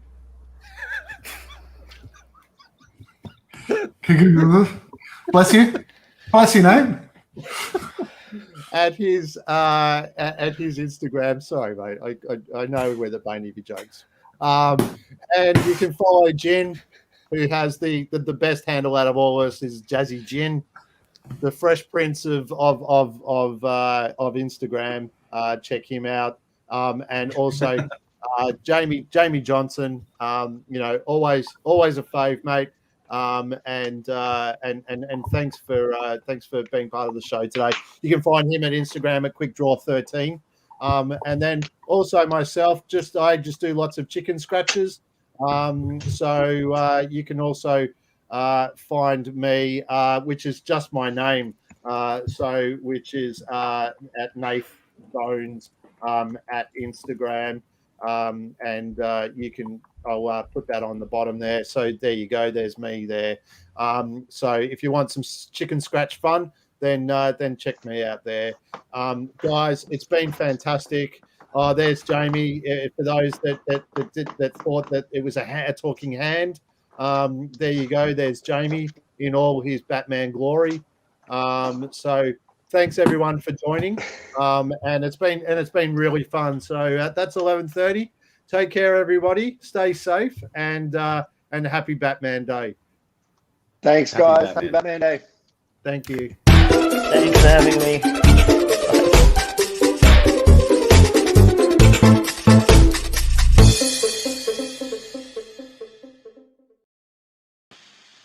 Hello, welcome to a little Batman Day Chatflix. My name is Bruce. We're going to run through just some Batman acting and Batman films and Batman things. Chatflix is a podcast available wherever you get podcasts. We have almost 300 episodes up already. Spotify has all of our back catalogue, and iTunes has the last 100. In the last 100, you'll find all three of the Nolan Batman films. We did those recently back to back. And also, if you go back into our library, you'll find all of the Burton Batman films, the Schumacher films, and even the Batman 1966 film as well. So we've kind of done every Batman film we can think of, except we haven't delved yet into the animated sphere, but we will get there. I'm being joined by two lovely people here in the Chatflix Bat universe, so I'm going to bring those in now. Oh, look at that. There we go. James is here. G'day, James. How are you, man? I'm good, man. How are you? Yeah, look, I'm not too bad. It's at this moment here, I've been sitting at the table waiting to start this little Batman Day stream. But now that we've started, it's now when my dog decided to get a drink of water. And we all know that Sam is a very loud drinker. I mean, he's done. Now he's just licking the floor. Obviously, on the podcast, it's easier to pretend that it's one of us just drinking loudly. Often at the mention of George Lucas or well, yeah, famously Sam did urinate at the mention of George Lucas and the prequels once upon a time on a podcast.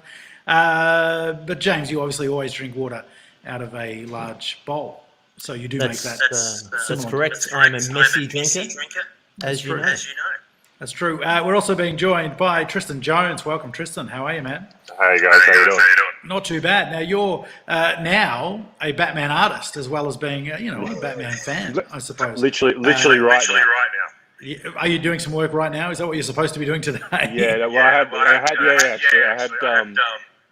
had a story come out in the back of Detective Comics about a month ago, which introduced a new villain. And I don't know if they've said who I'm drawing at the moment, so I can't really say anything. But that character came from one of the films. I think it's the first time they've been in the comics. So. Oh wow, that's kind of cool. The first artist to interpret the character on the. I'm not the first. No, I'm not the first, but I'm definitely in there. They just haven't brought her out yet. I like it. Oh, her. It would be great if the first villain that you got to work on from the films was director David Ayers. He would be like, gee, that first Suicide Squad movie was awful. Apparently, his one's not awful. It's just what the studio did to it. Do you know whenever I make a mistake, I always say to people, "Oh yeah, but there's a director's cut." That's true. Me personally, I'm waiting. It wasn't me. I didn't shoot a frame of the thing that was awful. Exactly. Well, we're here to talk all things Batman. Obviously, Batman pops up in Suicide Squad. Interestingly, if Ben Affleck appears in the Flash film, as is the rumor, he will be the actor that has appeared in more films as Batman than any other actor. Good. Isn't that a bizarre piece of trivia? Sure. If you add up all the time, he's appeared in less than Val Kilmer. But if you add up the number of films, he's appeared in more than anyone else. Obviously, his version of the Batman solo film would have capped that, but that seems unlikely. Although fans are online now begging for the studio to make an Affleck Batman film alongside all of the other films they're doing. So I think I if wouldn't you be gave shocked it if it 10 happened. years or 15 years, Yeah. Ben Affleck would be perfect for a Batman Beyond. He would absolutely, Yes. I think Although the he'd fans are kill it. demanding Michael Keaton, of course, to take that job. So Agreed. I mean, and he'd be a good choice too, but you know, yeah, I don't exactly. mind some Batfleck. Yeah, I don't mind Batfleck at all, and I think there's some resistance out there in the world. I don't know how other people feel about Batfleck, people that are watching at home today, but I've always I know, I actually know Deanna, who's a regular listener to Chatflix. I know she can't stand Batfleck, but I think she might have a problem with Ben Affleck in general. So I think that tends to be what sort of does him in. And that's Honestly, I think he's the kind of perfect balance of both. I think he does both Batman and Bruce Wayne great, which I don't think many of the other actors do. I think they're really great either as one or the other, and then you get them. You know, you see the other side of it. It's kind of, you're a better Batman or you're a better Bruce Wayne. I think he does both perfectly. yeah, I think that's true. I think he does. I think he's you already think of him as someone who could do Bruce Wayne. I think you can already think of him as that kind of guy when you think about it. well, because he was already a millionaire. Exactly. He's one of the few people who was actually Bruce Wayne before he was cast as Bruce Wayne. Most actors became rich after they were Bruce Wayne, but not Ben Affleck. Ben Affleck was already an eccentric millionaire. Okay, we have an audio issue somewhere. Apparently, we've got an echo, and I don't know how to fix it at this I have a stage. feeling it's because are you using headphones, bro? I'm not, but I'm going to try doing this, and I wonder if that'll fix it. Okay, that might have solved the problem. Someone just said the echo's off-putting, but I think the conversation... Still got it. I've still got it? With us. Well, that's an interesting problem. I don't know how to fix it at this point. We need Batman. I know we do. I might leave the chat for a second and then come back. There we go. It's gone. All right. No, it's definitely Bruce. Let's quick while he's gone. Yeah. Let's talk about Batman. Like you're obviously a big Ben Affleck fan. I like Ben Affleck, but I actually think that my theory on Batman is that it's all in the Bruce Wayne, because I think lighting and costume does a lot of the work for your Batman and stunt coordinators and stunt scenes. But I think if you're a good Bruce Wayne, then I'll follow you into the costume. Yeah. No, I think that's a huge part of it. But I think also you've got to be able to sell that Bruce Wayne could be Batman as well. That's the other thing. I think that's I agree. That's what Affleck does well, in that you buy the physical presence that he could be Batman, as well as the pathos, I guess, that he could be Batman as well. Whereas I think Ben Affleck really looks like a 1940s cartoon of Batman. He's got that barrel chest. Well, he looks like how I think most people tend to kind of draw him in the comic books, and he looks like a live action version of the Bruce Timm animated Batman, to an extent as well. I mean, that's a very basic kind of rudimentary design. I mean, in the way Bruce Timm does, he kind of nails the it gives you exactly the information you need to get that character across.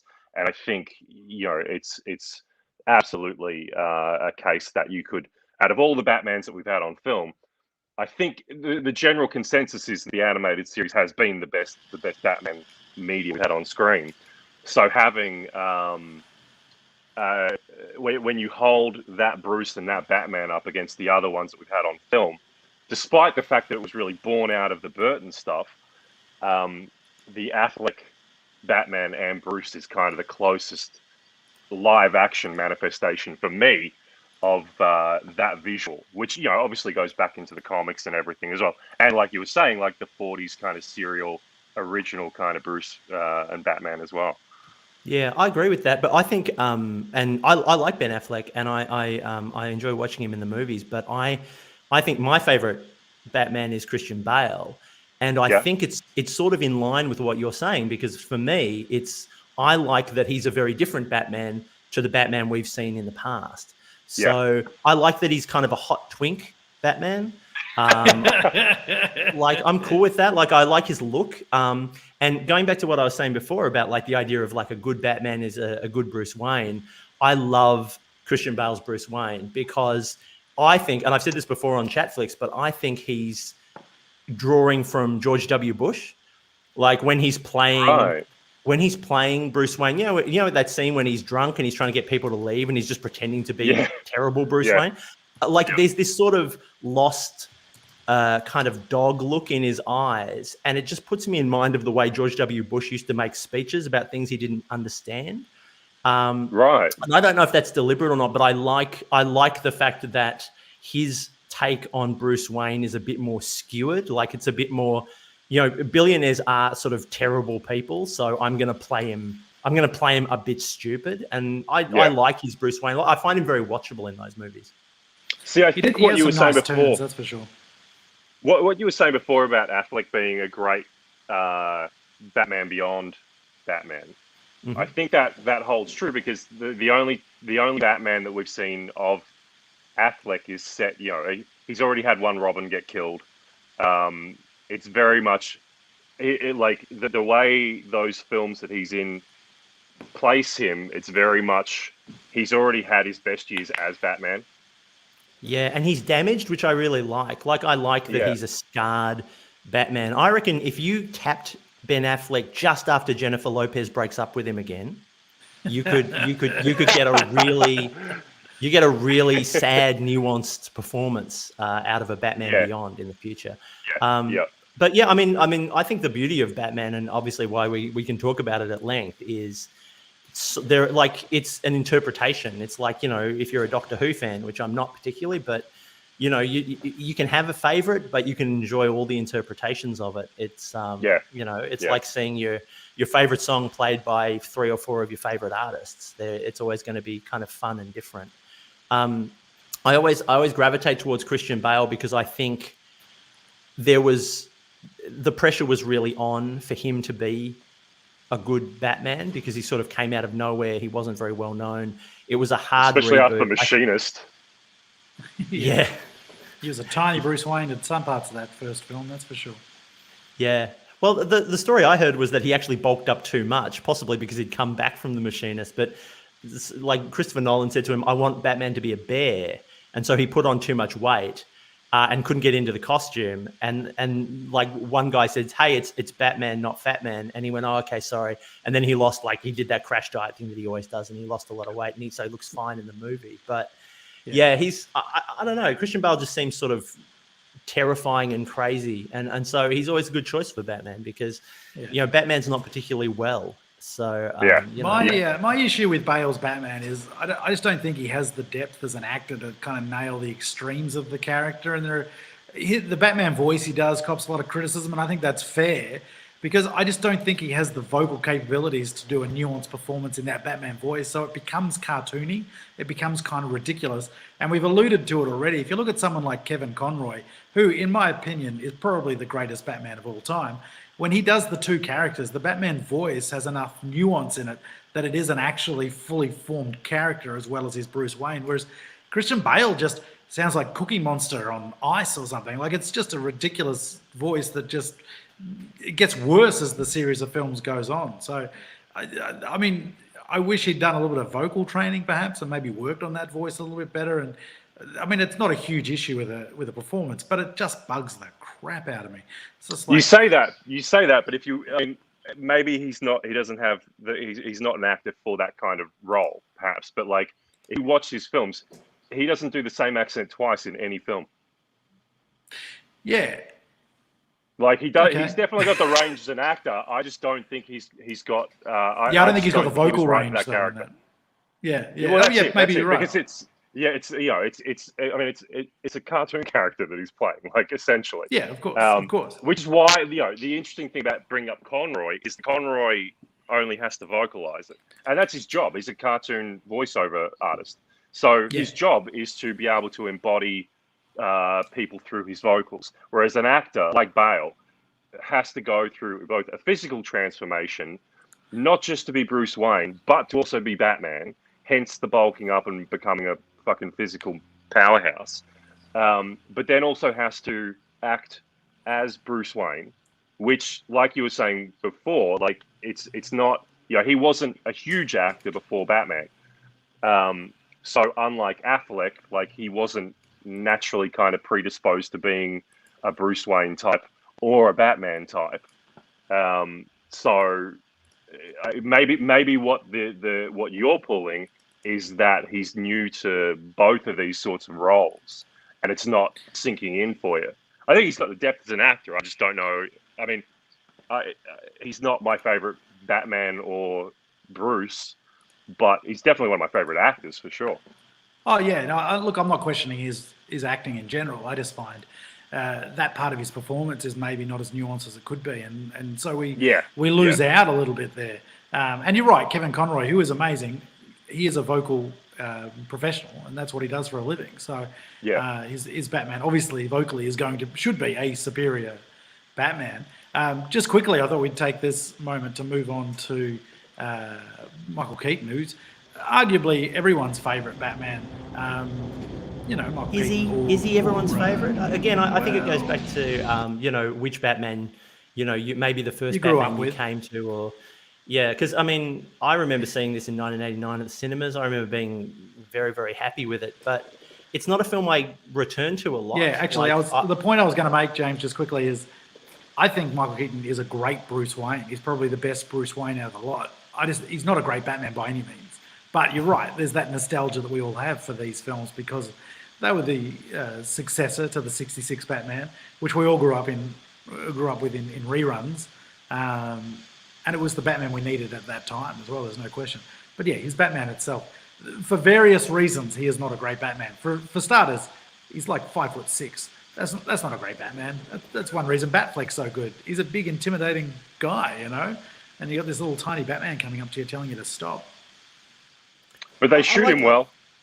They do shoot very well. They do. I like Keaton as Batman. I like Keaton as Bruce Wayne. You're right though, because he was, he'd done so many comedic roles up until then. So well, yeah. I mean, he was a comedic actor. So this was his first real kind of stretch out from that. Yeah, and I think he brings that lovely sort of timing and like. I like the sort of look of disbelief. He's like, I can't believe this is what's going on in this crazy movie that I'm in. Like for a second there, I thought James, you were reviewing Batman as Christopher Walken, which is Batman Returns. Yeah. But I like it. Yeah, a bit of Max Schreck. Christopher Walken would have been an amazing Batman. The thing that I really like about, and the thing I think the reason I like Keaton as both Batman and Bruce is. Largely because of the inhibitions of the suit, but like there's a thing even beyond that, like every move that he makes in both his films, it's like there's no mucking around, like there's no unnecessary expenditure of energy. And it's kind of like the Terminator, like like every move is efficient, and he doesn't engage physically unless there's the scenes in all those films where he just kind of plows through guys, not in any kind of extreme way like Batman Begins or any of those kind of later ones where they could do that, but there's something about his Batman that's kind of like really kind of stoic and kind of terrifying. Like he's like a Burton set piece. Like it's kind of one of the gargoyles on the rooftops, and when it moves, it only moves when it has to, and that sort of thing. And I think that's why I really like I like that interpretation of Batman. Like he's kind of this shadowy monster that isn't necessarily having to go down and beat the Christ out of like 20 thugs in a single shot. And he also focuses on that, as you were saying there, the fear element of Batman, which is a really important element of the character, is that everyone's afraid of him.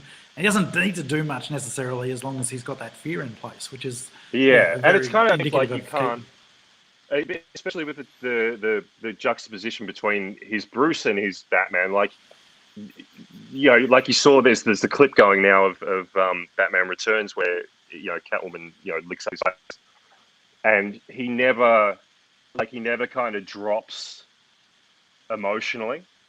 Yeah, like when it's Batman, it's just on, and there's no reading into seeing that that's Bruce under there. Whereas his Bruce is like, like the, this kind of bumbling sort of, like his Bruce is him, which is, a really kind of great pendulum swing from his Batman. Yeah, he's Mr. Mum. Yeah. Yeah. I like it. I like it. The who have I got now? Oh yeah, of course, Adam West. So if you're not a Keaton fan, you're definitely an Adam West fan. There's no question about that. We all grew up with it. I'd be curious too. Actually, I don't know if there's anyone younger than us, anyone who's not well into Generation X. And Tristan, you're a bit younger actually. Who is your Batman? Who did you grow up with? Did you watch reruns of the '60s Batman? Were they on TV when you were a kid? Yeah, I mean that was omnipresent. Like that, the animated version of this it was on everywhere. Yeah, right. I can't remember a time really, maybe outside of when the animated series was playing, where you couldn't turn to a channel at some point that wasn't going to be playing this at some point during the day. But even that said, like this was not. Was it shown on Foxtel? Is that where did Foxtel pick up the slack with this show? Yeah, TV1 had it. Yeah, right. Okay. But I remember it being on the ABC, and the ABC have got it now. I know Channel 9 had it. I know Channel 10 had it. It's been all over. The weirdest, usually on early mornings. The weirdest thing when I was a kid is that I think Channel 10 had it when I was a kid. And then I think Channel 7 showed the movie. And I'm like, I was freaking out. How can another channel have Batman? Yeah. It's a Channel 10 show. It's weird. But it is interesting, Adam West, because no matter who plays Batman subsequent to Adam West, you get new nuances, you get new elements of his performance every time you go back to it, which is not true for all performances necessarily. So it's easy to write Adam West off as just some joke, as some comedy Batman. But when you go back and watch the shows or watch the film, it's like he really was having a good job here representing a Batman character. He wasn't just playing a comic character. Perfect timing for that with the rubber shark.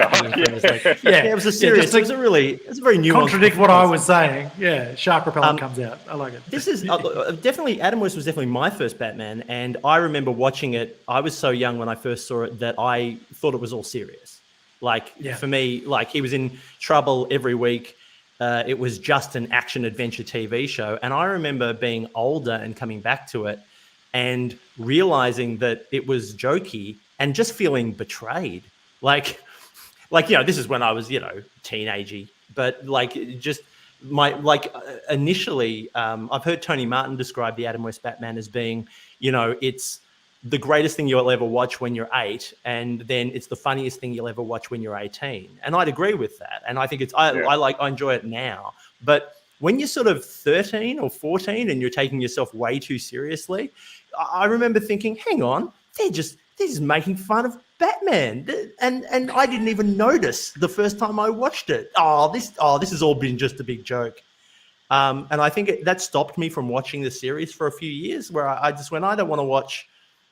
I had this memory of the Adam West Batman as being this, like the A-Team, essentially, like this, action adventure weekly thing. And then I didn't want to laugh at it. I didn't want to come back and laugh with those characters. It took me a long time to sort of grow up and get some perspective.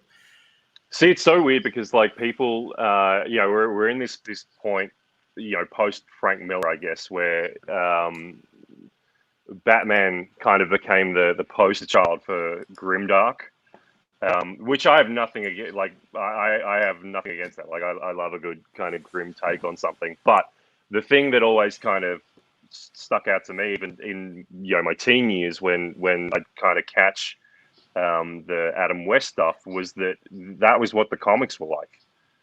Even kind of prior to the Adam West stuff coming along. And I know the Adam West stuff kind of pushed it, as all the films and media tends to do when it's popular like that, tends to push the comics in a slightly different direction that aligns itself a little more with what the general kind of media representation is. But Batman from the beginning was like this kind of ridiculous thing. There was always insane shit happening in the Batman comics, and really wild, ludicrous stuff that even the Adam West stuff would never be able to come close to doing. But tried in its kind of budgetary fashion, and that was kind of why it was this thing. So when the Michael Keaton one rolled around, and suddenly had this big gothic, neo-noir sort of look to it, that was really what kind of, you know, sunk in for me, and became, even when I draw Batman stuff now, like my go-to kind of look for things is that kind of you know, that kind of modernist, you know, retro sort of look with the, you know, the kind of 50s retro future dynamic, but still having all this kind of grim, you know, industrial kind of look to it all. Yeah, I mean, each to their own. I think the Adam West stuff is fine, but a lot of people give it a lot of grief for being something that essentially Batman's always been. So it's an interesting one, the Adam West stuff. Yeah, well, and also the Super Friends, which I know we're not necessarily going to talk about in depth, but I remember watching the Super Friends as a kid and loving that show. And that's a much happier, smilier Batman. Had the Wonder Twins. Remember the Wonder Twins? You know, so that was very much that was also kind of a pretty lighthearted, you know, Batman would look at camera at the end and go, "Hey kids, don't do drugs," or whatever. And you know, and I remember loving that show as a kid too. So we've got 5 minutes left. We're about to swap over for a bit of Batman trivia, which is coming up after us here on Batman Day for Impact Comics. A big thank you to Impact Comics for hosting this great day, and for everyone for tuning in. And thanks for Trev, who's the one that asked me to join in. So thank you, Trev. To wrap things up, guys, can we work out a top 5? For me, definitely in no particular order: Keaton, West, Bale. They're in my top 3. Conroy sneaks in, even though he's technically not a film Batman. And my 5th would have to be, I think it has to be Ben Affleck. I think Ben Affleck is in my top 5 in terms of Batman actors. How do you guys feel? Where are you guys at? Yeah, I mean, Affleck, and I think Bale and Affleck are for me are good. I think Adam West because he's so different as Batman, and I think Michael Keaton because Michael Keaton's sort of the bridge between Adam West and the darker versions of the Batman. So that all feels like a kind of lovely progressive journey for me. I think that I'm sort of looking forward to future interpretations, I guess, of Batman. Like I think that I don't know who my 5th would be. I don't think it would be Kilmer. I don't think it would be Clooney. So yeah, I would say that, you know, I'm pretty happy with that top 5 as long as I didn't have to rank them, because for me, like, you know, you're in a Batman mood on a different day. Sometimes you're in a Christian Bale mood. Sometimes you're in a Ben Affleck or a, you know, Kevin Conroy mood. So, you know, it's nice to have those options. You know, you don't. I wouldn't ever want the Batman to always be the same. Going back to, you know, to the earlier point. Yeah, cool. And see, the other problem is the films are also stylistically different. That even if you wanted, like, you know, if you felt like Keaton on one day, you wanted like a Nolan film, right? Yeah, they're two completely different things. I would say that my top 5 easy, Affleck and Keaton, both at number 1s. But again, you can't really compare them because they're two wildly different things. I think Affleck, as far as a traditionalist kind of, me as a comic illustrator and coming from the comics goes, Affleck, but Keaton I enjoy the most. And then, Conroy would be in there. I'm not ranking these last ones. I think Val Kilmer would have made an amazing Batman and Bruce if he had a better film to work with and a better director to work with. And look, I'll put Bale down there at the end because I think in those films he works. And again, I like Bale. The one I've never understood though is Clooney. I keep hearing people talking about how like great a Bruce and Batman Clooney would have made in a better film, and I don't personally see it like at all. I think that's a moment in time rather than a great casting choice. In the 90s, like when that Clooney film came out, I remember thinking the perfect Batman would have been Kyle MacLachlan. He's got that great chin, and he was in Twin Peaks, like being Agent Cooper. And I just remember thinking, what? Put this guy in the cowl. Like he looks like Batman. He looks like Bruce Wayne, and they cast George Clooney. He'd also make a great. I think this is where Clooney kind of works, but they didn't do it properly. Is that Kyle MacLachlan could do both, in that you could also get him to do the kind of comedic Adam West take, which is what the Schumacher films kept leaning towards, but never quite landed. You know, stuck the landing. And I think that's where bloody Clooney was looked at. They're like, well, we want another Adam West. Let's go with Clooney. And they just couldn't get the tone for it right. So I think you're right. I think Tom McLaughlin would work as both types. Yeah, a lot of issues, definitely. Thank you guys for joining me on Batman Day with Impact Comics to chat all things Batman film. Thank you, Tristan. Just drop your Instagram or Twitter at the moment. Where can we get a taste of your work?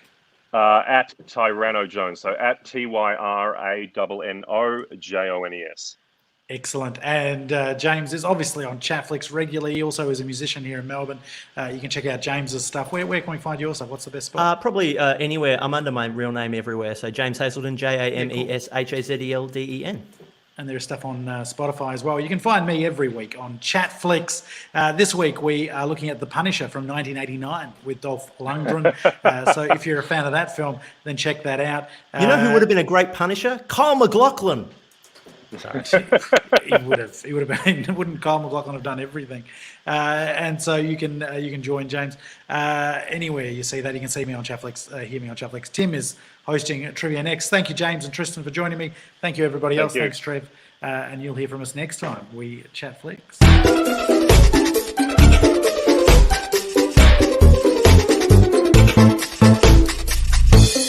Like there's the sequence where he steals the bus, and there's the old drunk on it. He's like, "You missed my stop," and he just goes, "Sorry." He gives him like $10. He really likes the guy, yeah, and then he gives him $10. Like, all that sort of stuff is really cool. I thought that scene just reminds me of Seinfeld. You know that episode? Oh yeah. Where... Then I managed to open up the door and I kicked him out the door, with my foot, at the next stop. You kept making all the stops?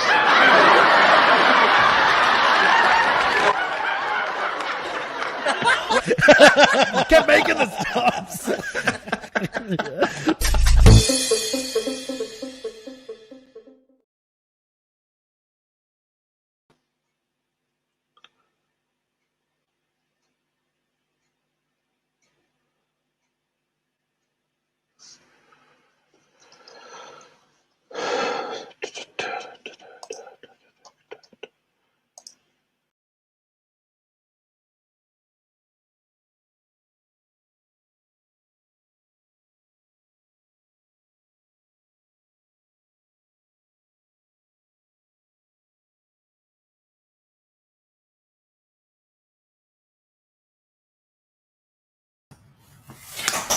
Hey everyone, it's Trev Wood here. Just letting you know we've had some problems with this feed. So what we're going to do is we're going to move to a new feed for the second half of the day. There is a link already available. Tim is heading over there now to host the trivia quiz. Don't forget there's some amazing prizes. So give us a couple of minutes, head over to the new feed. We're going to post a link to that feed in the comments of this stream. Hope to see you in a couple of minutes. Thanks for everybody this morning, and see you in a few minutes.